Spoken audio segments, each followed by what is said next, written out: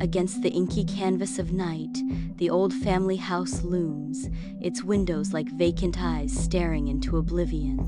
The car's headlights cut through the darkness, briefly revealing an overgrown garden, a chaotic tapestry of twisted branches and forgotten flowers. An unsettling feeling washes over me as I approach the front door, each step a tightening knot in my stomach. It was my old family house.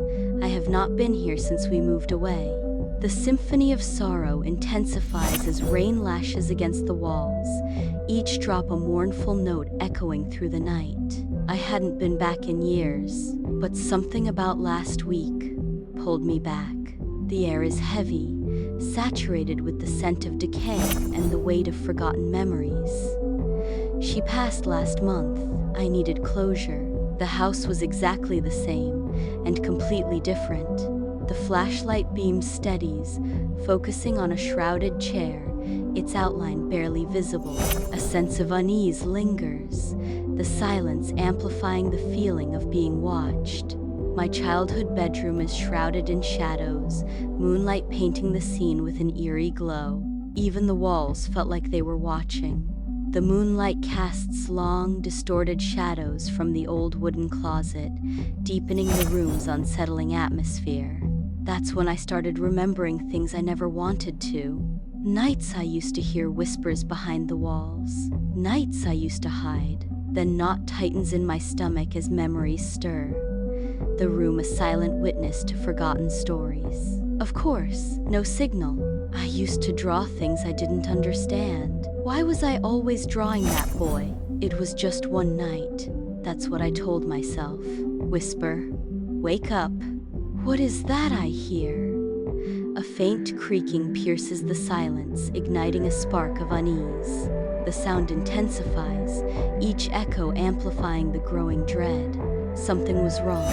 From the shadows, the closet door begins its silent, ominous swing. I didn't want to look. I wasn't alone. The void within deepens, promising unknown terrors. And then, I saw him. A kid. He looked just like me. In the dim light of the childhood bedroom, a figure approaches the closet, their heart echoing in the silence. Same scar above the eyebrow, same birthmark. He said, I left him. All his childhood drawings are inside the walls. There was only ever one kid, me. I was splitting. Which one was I? A harsh voice says. Who are you? Who am I? In the dim corner, a small boy is huddled, his form shaking with silent sobs. He is overwhelmed by sorrow, his small shoulders rising and falling with each sob. His face remains hidden, yet a haunting sense of familiarity lingers in the air. The confined space amplifies his distress, each sob echoing in the silence. In the cramped closet, I drop to my knees, seeking to understand the hidden figure.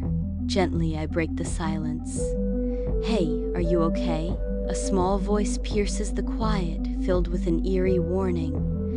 You don't belong here, the boy whispers. I couldn't stop myself. His hushed words hang heavy in the air, casting a shadow of mystery over the confined space. It's your turn. The dim light of the closet accentuates the stark contrast between my concern and the boy's haunting declaration. The cramped closet suffocates with the scent of mothballs and forgotten garments.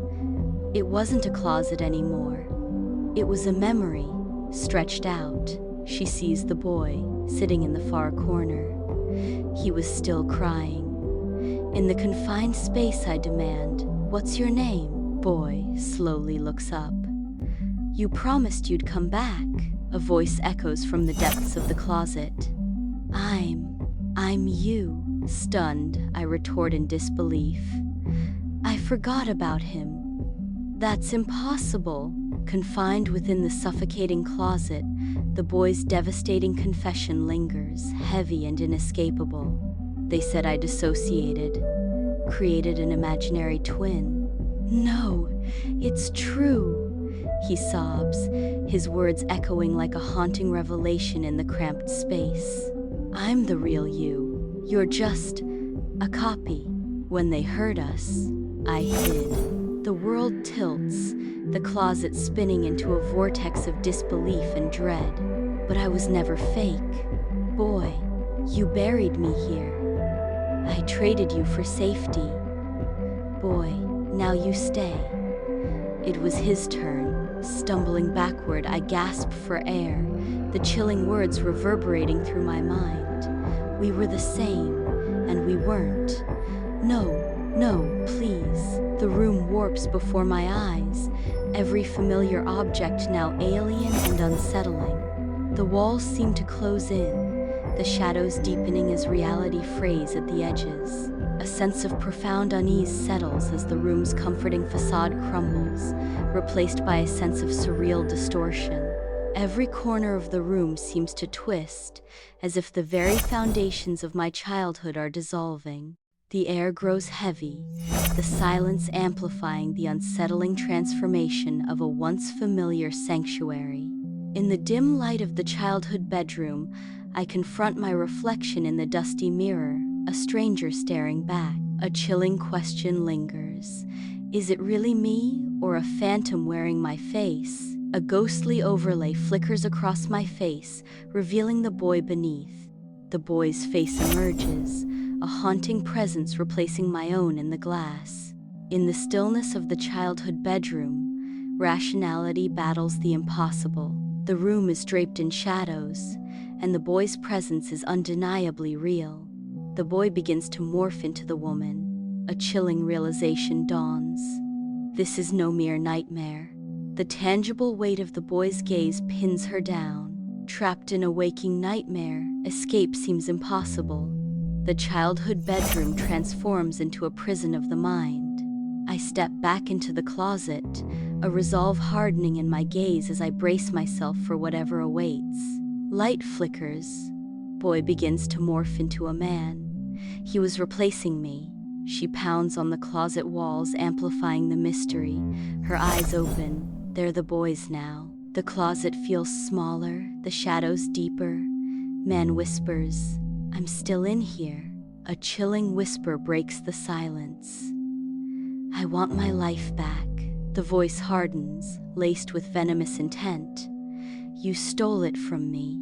Driven by desperation, he lunges forward with a jerky, uncontrolled motion. Pale hands reach, fingers outstretched, keeping me in and closing the closet door with menacing intent.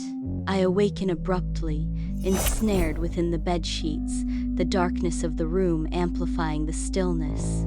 The silence is deafening, broken only by the frantic beat of my own heart. Was it all a dream?